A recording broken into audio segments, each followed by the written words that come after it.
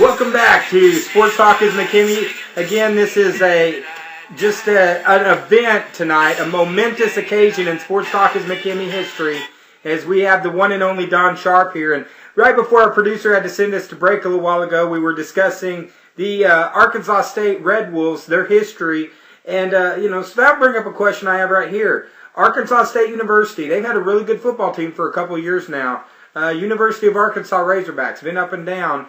A lot of other states, like, OSU plays against, Oklahoma every year. What's your feelings on ASU playing Arkansas on an annual basis in an interstate game?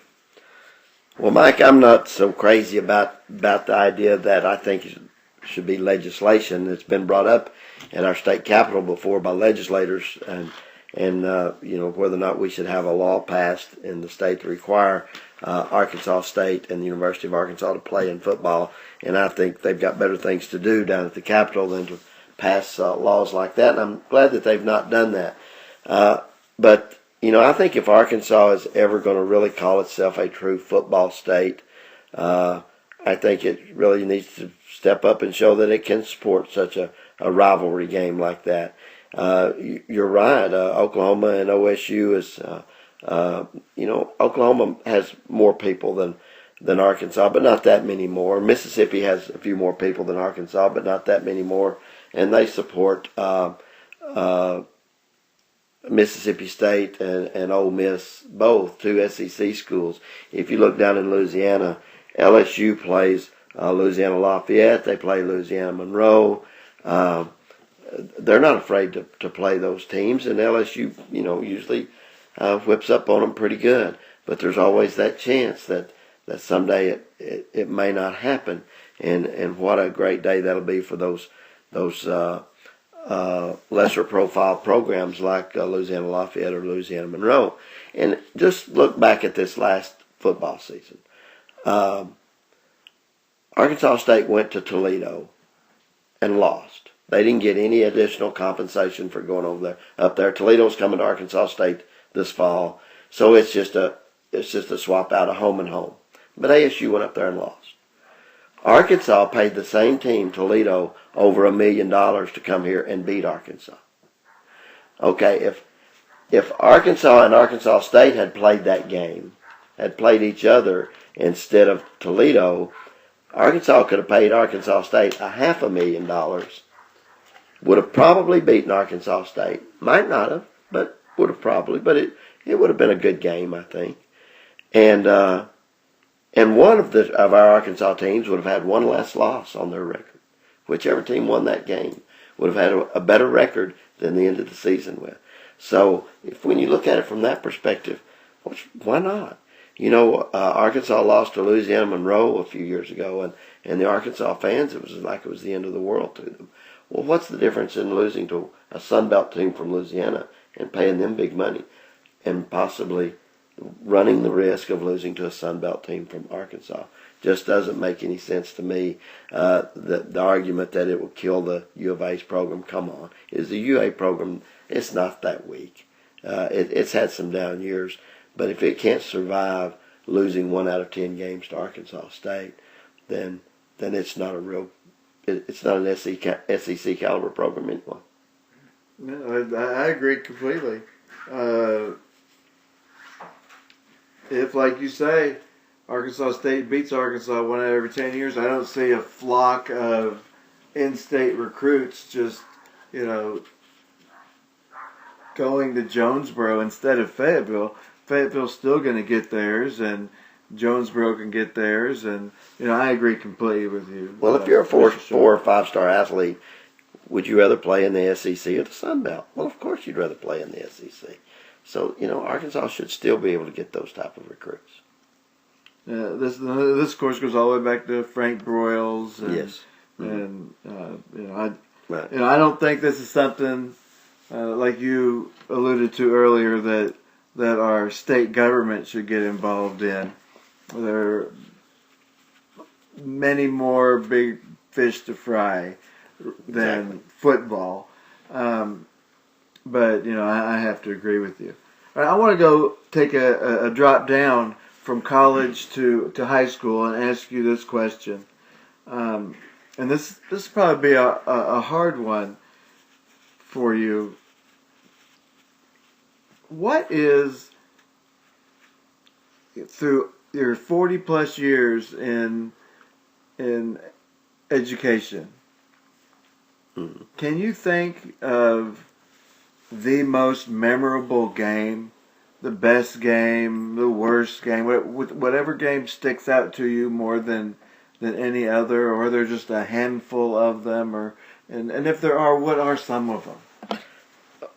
You know, the game that really sticks out in my mind, and this might sound foolish to some people, but my senior year in high school, we didn't have a very good team.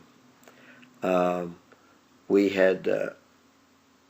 came into our last home game with 2 wins. We had beaten one school twice, beating them at our place and beating them at their place. And we were coming into our last home game, and we played Violet Hill, which is now a part of ICC. Violet Hill and Oxford consolidated several years ago.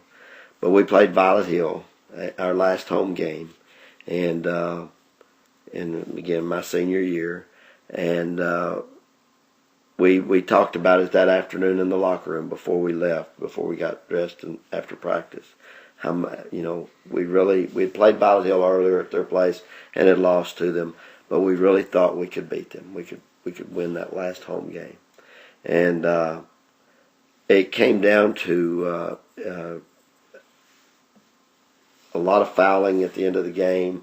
We had 2 of our starters had fouled out. Our 2 post players had fouled out, and it wound up at the end of the game. There was me and another one of my classmates who also played guard, a couple of juniors that came off the bench, and then a sophomore in the game. And it was you would have thought it was tournament finals, the atmosphere in that little gym there at Evening Shade, and we won the game. And I couldn't tell you how many points I scored. I know I scored a few points. We didn't have a 3-point shot back then, and had there been a 3-point shot, I would have scored more, because that was where that was my game, was shooting from outside. And but we won the game, and it just seemed like such the right way to end our season there at home. Of course, we had district tournament games later, and we lost our first round of district tournament, but it really didn't seem to matter because we won that last home game. So that's probably the most memorable high school game. Well, it is the most memorable high school game. I can remember games that my son Matt played, and his senior year at Quitman, they won the district, and then won the district tournament. And that district tournament finals game against a pretty good Greers Ferry West Side team was a big game, and because it was my son and all that was a big time too. So there's been a lot of really exciting games, but that last home game my senior year would be my favorite. And so you were a perimeter player, and you said, well, when you're 5'6", yeah, and can't jump very high, that's where you're more inclined to play. So I guess we could say you were a sharpshooter. Ah, good one. All right. Now, just moving along, the same sort of tone, at the high school level. Just before we go to break, can you give us some estimate? And let's include basketball, softball, baseball, in all your years. And it's been, how long have you been a teacher and principal and superintendent? 40? It's been 40 years. This year will end my 40th year since I started. Now, I did work for the state during that time, part of that time, but I still went to a lot of games. So how many do you think total in all that time? Basketball, baseball, softball, and volleyball. Throw in a few football games because I did teach at a couple of schools that had football.